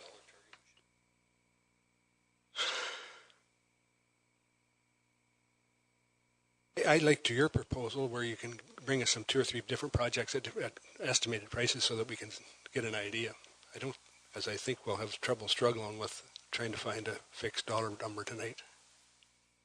Okay, so I'm going to ask the question on the main recommendation. I'll read it again so everybody understands it. That the Council authorize Allen Hastings Limited to carry out construction and renovations of the Port Elgin Beach House at a cost of $1.1 million plus HST. All in favor of that? Opposed? That's carried. So I guess we have the understanding that we don't need... Yeah, it's defeated. Yeah, sorry. Thank you for reminding me. So we have the understanding now that I don't think we really need a motion to that. It's understanding that how we'll move forward with this. Is that fine? Thanks. So we'll move on to the next item on the agenda then, which is communications, petitions for committee of the whole information. And there are 11 items there this evening. Any questions or comments to them, Deputy Mayor Charbonneau? Thank you, Mr. Mayor. I wanted to make comments to two of them. The first is item 1, the Saugeen First Nation Police Service correspondence. I was disappointed to receive that indication from Saugeen First Nation that they aren't interested in proceeding with a cooperative policing arrangement with the town of Saugeen Shores. But I just wanted to make the statement, Mr. Mayor, that the Saugeen Shores Police Service remains interested in and dedicated to responding and to assisting the OPP at Saugeen First Nation whenever called upon and whenever necessary. And the Saugeen Shores Police Service is certainly interested in any partnership that the people of the Saugeen First Nation may be interested in the future. And hopefully, connected with our discussions around the strategic plan, other discussions in terms of partnerships may be forthcoming. So maybe some hope for the future on that. And the other one I wanted to comment on was the correspondence from Grey Bruce Health Services regarding options for the surgery program. It's, of course, it's disappointing to me, the direction that staff at the Board of Health is recommending on this. I completely understand and certainly hold harmless the board in whatever direction it chooses to take on this, because I recognize the position the board finds itself in, and certainly not of its own making. But one thing I have read in the press around this recent press release was from Mr. Thurston making the comment that the province is holding out a solution to this funding problem, that it has some solution that it's promising to come forward with in the fall. And I think that it's intolerable, frankly, that the province would have a solution to this problem that they're sitting on, and that they're going to wait till the fall before doing us the honor of telling us what that solution is. I think that it would be nice, I think, if I could make any recommendation to the Board of Health, respectfully to the Board of Health, to ask the province to deliver that solution today, to deliver it now. And before we make any cuts to the local services, to any local services in Southampton or anywhere else, that they tell us what is this solution, so that we know what the world is we're operating in, so that we know whether these cuts are necessary in the first place. And that would be my my thought around this, that no cuts should be made until the province tells us what direction they're going on and deliver us this promised solution, so we don't have to wait anymore. Those are my comments. Thank you, Mr. Mayor. Vice Deputy Mayor Huber. Thank you, Mr. Mayor. Do you sit on the Grey Bruce Board of Directors, or that hospital Board of Directors still? Okay. Public Health Unit. Because I would like to echo what the Deputy Mayor said, and I just think that there's an opportunity with just even like 4 months of hesitation here, that there could be a solution that might enable elective day surgery to stay in Southampton. And certainly it was mentioned at the public meeting upstairs that there was a specialty that happens at the Southampton Hospital, that people come from a wide area for that, and it stuns me that they're not waiting, because it does seem that it's captured at least some attention from the province, and there seems to be a sense that there will be a response. So is it possible to at least express our concern that there's this urgency now, when there seems to be some additional information coming from the province, perhaps within the next 3 to 4 months, that may make a difference? I see by the letter that we'll be meeting on June the 28th, so that's 2 days from now. I think we need to get, if we want to do that, I think we would probably just give the authority to our CAO to make our feelings known again to the board prior to whether you'll get it on the agenda now or not is one thing, but you could probably get it to the CAO. And I have no trouble with that either. I think if that would probably be the best way to do it, because any other ways we're not going to get it there. It's going to be, the board meeting is going to be June 28th. And is there consensus around that? Sure. Are you comfortable with that? Okay. Councillor Minaj. That steals some of my thunder, I guess. I wanted to talk about the same letter, and I recall being at the meeting where they said that they would only take away the dental surgery component of the Southampton. And now this recommendation has one there which says that they will discontinue elective surgery, day surgery at Southampton Hospital. That sounds like all of it, the rest of it. And so basically speaking, we've been sold out a little bit here, because we left that meeting really in some sort of negotiation process where, okay, well, we're okay with that because maybe it's going to save you some money and it's going to allow you to jig a few things. But now it's come back here and it says discontinue, and I put the word in, all elective day surgery at Southampton Hospital. I guess there's a silver lining in every dark cloud, and that would mean if that one goes through, we'd have less money to raise every year for all the equipment required for a surgical ward or surgical area. So maybe what we lose in surgery, we will gain in not having to fundraise. Thank you. Councillor Rich.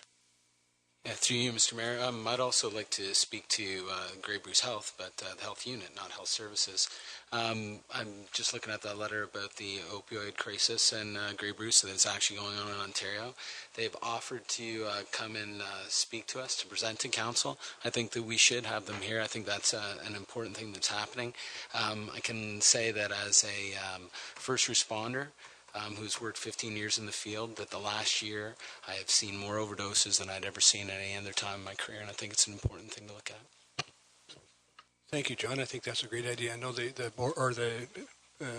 people at the health unit would really like to come out and talk to us. I know there's an issue that we discuss I do sit on this board, and we discuss it almost every board meeting, and it's an issue that needs a whole lot more exposure because we don't see it only in very small sectors of our community, and it's easy to ignore that when you don't see it all the time, and it is a serious problem in Grey and Bruce counties. So thank you for raising that. I think we can send a letter over and get them on perhaps the next agenda or the agenda after. Okay, any further comments? If not, there's 2 information reports. Oops, sorry, I forgot. We're at item 6 there, so now we're going to have Councillor Minaj tell us what's going to happen on Canada's 150th. Default to Councillor Matheson first and go second, if it's okay with you, Mr. Mayor. Thank you, Mr. Mayor. Through you, just to inform council and the people watching and listening, the millions and millions listening at home. It's 12 tonight.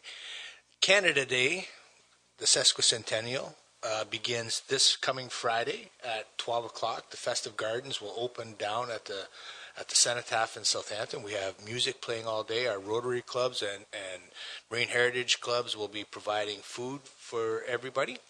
We also have our volleyball club from Port Elgin will be hosting a volleyball tournament starting on Friday on the lovely beach just outside of the Cenotaph underneath the big flag. And speaking of big flags, if you haven't already signed the big flag, it will be in Southampton on Saturday at about 12 o'clock. For those who have not signed it, there will be ample space and time to do that before we march it down. On Saturday morning, the flag will start off in Port Elgin, and I'm sure that our mayor himself will be starting that procedure. There'll be a short introduction, and then our color guard, legionnaires, and cadets will be marching it down a couple blocks, where it'll then get on the trolley and come to Southampton to the Coliseum, where it will be put on display for the last public signing.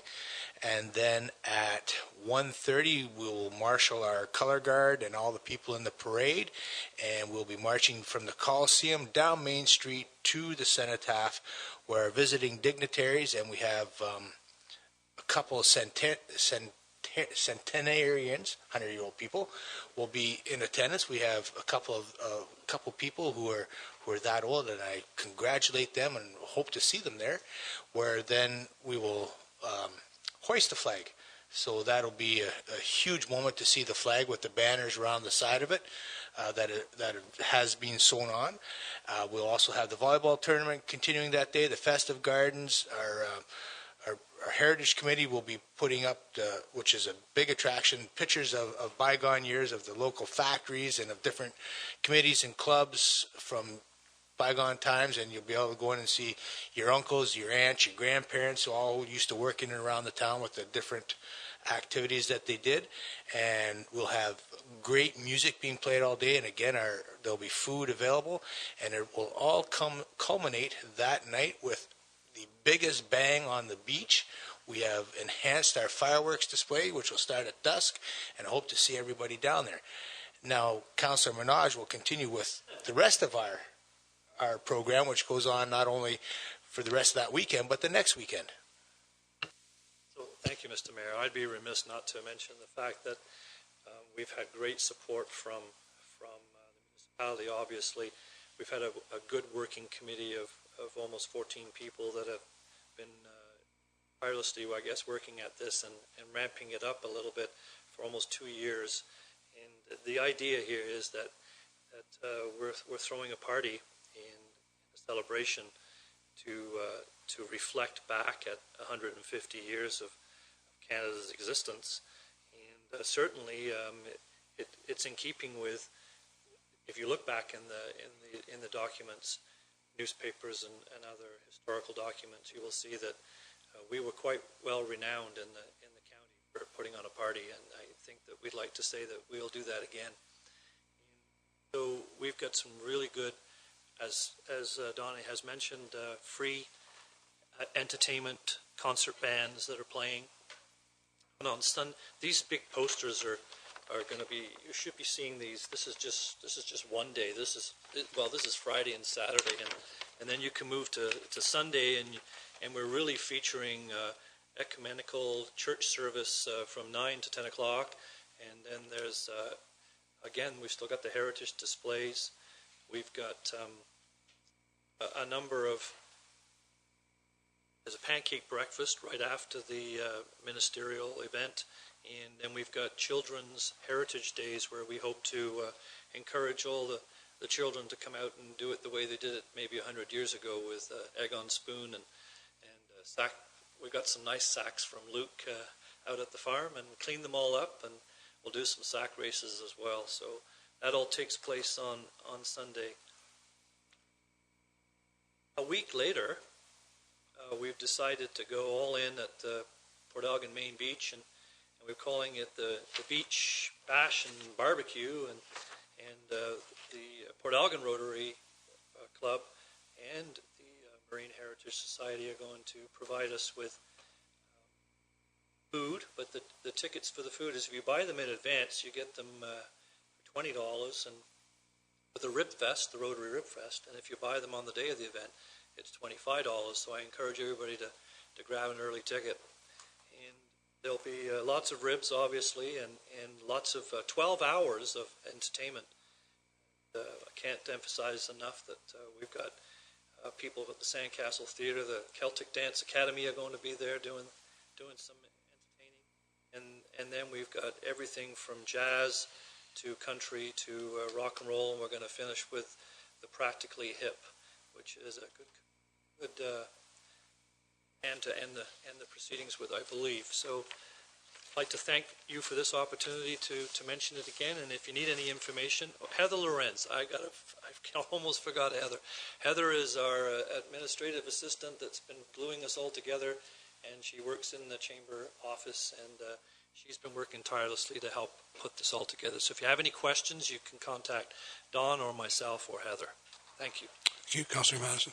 One last thing, Mr. Mayor. We'd like to see all members of council at the parade on Saturday as well. So if you have time, bring your family and march down with us. And if you can be at the Coliseum by 1:30, that would be great. We'll marshal up and head on down. So thank you for all the support, our town staff and everybody that's been working on this. And we'll see you starting Friday. Thank you. Thank you. We should have a good weekend. 2 weekends. We'll have lots of fun. Thanks very much, Councillor Madison and Councillor Minaj. So we will move on then to our agenda. The next items, we have 2 information reports. Hang on here. And the first has to do, is an information report, has to do with the 2017 special events, and I think Lisa would like to speak to it for... Thank you, Mr. Mayor. This report provides a summary of the special events that have been received by staff to date. You'll see both events that have taken place as well as events to come, and I believe there will be a few additions to the list as well. And the report outlines the review that staff undertook in 2016, which ultimately identified a need for the municipality to centralize our special event application process and appoint a staff person to act as one point of contact between event organizers and municipal staff. The recreation supervisor role was identified to act in this capacity when the position was posted in December 2016, and that is where it has landed today. When we first undertook the review, our primary reason to make a change in the process was just to improve efficiency and create a central communication that would make it easier for event organizers and staff to work together internally and externally. And as we encroach on the midpoint of the year, it does appear that changes are working. I have been meeting with event organizers and working through various processes with them to ensure that the things they need are in place, and then taking that information either to staff or relaying information from staff back to the event organizers and continuing to work together. I do plan to prepare an evaluation mechanism later this year, whether it is a survey or a group information session, to obtain feedback, just to hear what event organizers are saying and understand what they like or do not like about the process. And I believe this is going to be a continually evolving process, and any way that we can enhance and improve it to create more efficiency, better communication, and an easier way to work together is always a good thing in my books. And as you can see within the report, that Saugeen Shores is filled with all kinds of community events that bring vibrancy, they bring people to our community, and they bring life to our community. And we have quite a range of events that are offered throughout the year, ranging from cultural events to recreation events, charitable and heritage-focused events. Thank you. Thank you, Lisa. Questions? I'll start here with Councillor Dave Mayette. Thank you, Mr. Mayor, and through you, thanks, Lisa, for providing this report. It's nice to see everything concisely into one chart. Certainly my social calendar is going to get awfully full when I start putting these things in, with the exception of perhaps the war on the shore. I think I might have missed that one. But where would this be available for the general public? Is this report, as it sits here in front of us, going to be on the website, or is this going to be incorporated into the community calendar? Is that an appropriate place? Many of these events will already be on community calendars because they will have been submitted to the Chamber, which populates not only the Chamber event calendar, but also the Saugeen Shores tourism calendars. So when I'm working with groups, I will often refer them to the Chamber to ensure that their event is updated, and we do include that information in the special event application as well. Vice Deputy Mayor Hubert. Thank you, Mr. Mayor. I'm also going to focus on War on the Shore. I think the language you have in the box about the streets is a bit confusing, so I would just encourage you to take another look at that. I think the idea is Huron Street from High over to Saugeen, and Saugeen from Huron up to or down to Front, and then Front Street. I think there's just it's a little confusing in there. My question, though, about that event is, this was an event that was new last year, and there was a bit of a challenge with communication with the residents who were affected by this road closure. So I'm curious to know, it seems to be the one that on the whole list, once again, would be perhaps more disruptive than the rest of them, in the sense that it's a Sunday, it's 6 hours, prime time in the summer. There are a couple of commercial operations in that area that it's changeover time for their guests, and there are a lot of cottage rentals in that area too. So I'm curious to know how the town will communicate with the residents directly impacted here. And last year we had a kind of interesting thing. It was notices left on doors. I just think that this is a particular area that would be worthy of a little more communication, because it is a bit disruptive on a day that it's prime time. And in particular, the Blue Water, which is a big location on the shore, this is their changeover day, and having the road closed. I think last year they made some kind of accommodations at various times, but it would just be good to communicate with all those residents that, hey, the road's going to be closed, but here's how you'll be able to get in and out. So, and I would encourage the town to do it, but perhaps this is something that in the future could be very specifically put on an applicant who's applying for a permit, that it would be something that they should do. So I'll just leave you with that thought. But my question through you, Mr. Mayor, perhaps to the CAO, is in the past, a lot of these things used to come to council to trigger a decision about road closures. This is probably a much better system, but would there be anything that would still trigger an application coming here? That, is there some criteria that we seem to have grabbed a lot here that, we don't have to come every time for some decision here, but would there be something that would still require council's involvement to close a road? Thank you. Yeah, thank you for the question. I'll look for my colleagues to support me if I'm not answering fully. Each of these events comes to the senior management team. So Lisa is a recreation supervisor. This is the first point of entry. She looks at it. She looks at history of impacts in previous years. She brings each event to the senior management team. We look at them. If there's areas of concern, like the one that you identified, and I think Lisa's has managed that very well this year to eliminate those. But if there's something unusual, we would bring it to council. I believe that our Director of Public Works and Engineering has the authority to close the road for special events. So if it's something unusual, we would bring it to council. Otherwise, if it's routine, that's the bylaw we follow. Councillor Mike Myatt. Thank you, Mr. Mayor. I just wanted to thank you, Lisa, for this is awesome. I think having a single point of contact for event organizer with the town is absolutely the way to go. We've got the right person doing it too. But I just it really brings to light the number of activities that are going on in this community, and I'm just wondering, Lisa, how this is obviously going to lead to the avoidance of overlapping of events, I suppose. So that two events aren't happening on the same day. If we can make that happen. I'm just wondering, are you going to be reaching out, and how are you going to do it?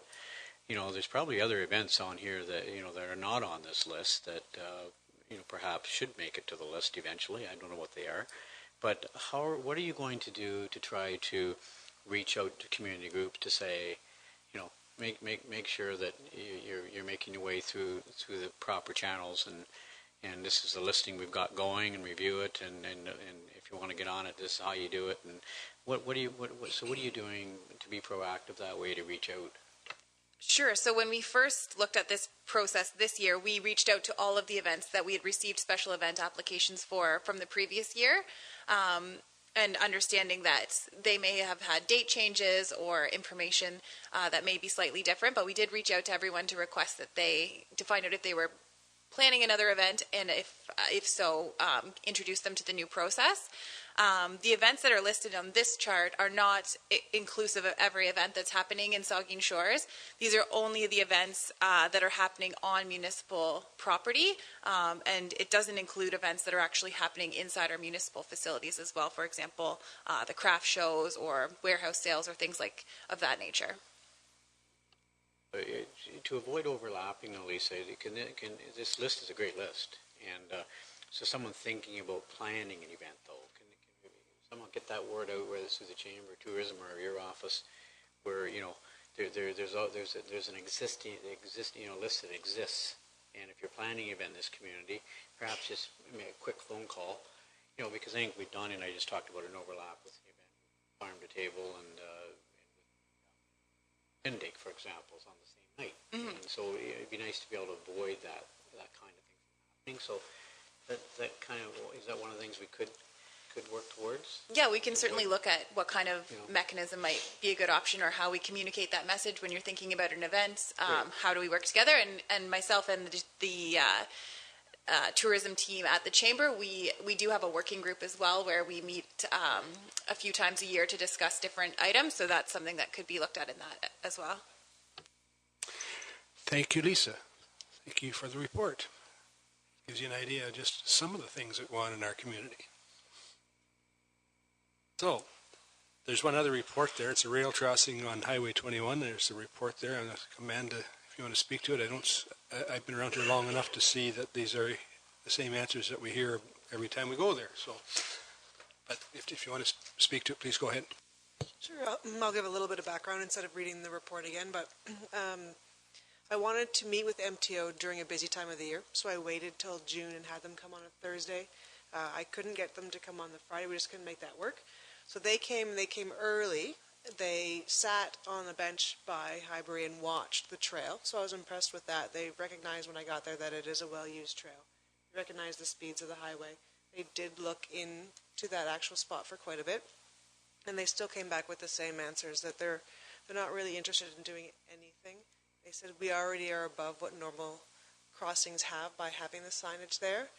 They did say that they would entertain the idea of an elevated crossing as long as it didn't touch their right-of-way and it wasn't at their cost. So we went through the number of different options, and in the end, I don't think there's much that we can do to get it changed through MTO. Well, thanks again for going to them. I know I've met with I don't know how many ministers, and we've been beating this thing for many years, but it's always good to keep going back. Okay. Councillor Minaj. I think they made it clear, and I think we understand the message. So then it behooves us, I think, to look at the other side of the two sides of the story. So the other side of the trail users, and they even made a suggestion that we should use a different collecting system, a barriered system, and maybe a offsetting gate system so that people can't ride straight across or even attempt to ride straight across. And I think I would like to think, Mr. Mayor, that we would ask staff to look at some very clear signage to the trail users that says, this is dangerous, you must be patient, and you must walk across this road. And I think, if we design a physical barrier, we know that engineering barriers are safer than signs. But if we design an engineering barrier and then we add some signage, we've done 2 more pieces of the due diligence required to take the risk away from the trail users. And I think we should look at it, and I'd like to think that staff could consider that. Thank you. Councillor Mike Myatt. Thank you, Mr. Mayor. I just wanted to pass on a thank you to Amanda. Councillor Grace and I sit on the Saugeen Rail Trail Association, and of course the question was raised again about the lowering to 60 kilometers per hour, and the answer is the same. We've had it several times, but Amanda had a very good meeting with the MTO, and she was gracious enough to meet with Saugeen Rail Trail Association volunteers, and I appreciate that. We, Cheryl and I, the committee was pushing for a meeting with the Director of Public Works, and that happened. So we're able to now take back to the Saugeen Rail Trail Association meeting next week the results of the meeting. So it helps us a lot, Amanda, Councillor Grace and I. And one of the things they wanted to do was asphalt, 30, I think it was 20 or 30 meters on each side of the trail leading up to the highway. And that was something they had in their budget for the last 2 years. Thought it would be given they'd be able to do it, trying to make it safer actually for pedestrians coming up to the highway, but it was turned down by MTO again, and for good reason. And Amanda, I appreciate you being frank but getting the answers from the MTO. And I just wanted to explain, because I know the Saugeen Rail Trail Association people, but they talk about paving within the right of way would not be approved because of the need for appropriate tapers. The asphalt needs to be angled out so that the snowplow will not damage it as it passes by. So that's new. That's new information for the Saugeen Rail Trail people. And it says here about the resulting tapers in this area would conflict with the entrance tapers to Highbury Farms. And on the other side of the road, some people may see the tapers as a passing lane, make it more dangerous for the cyclists. So there's good reason.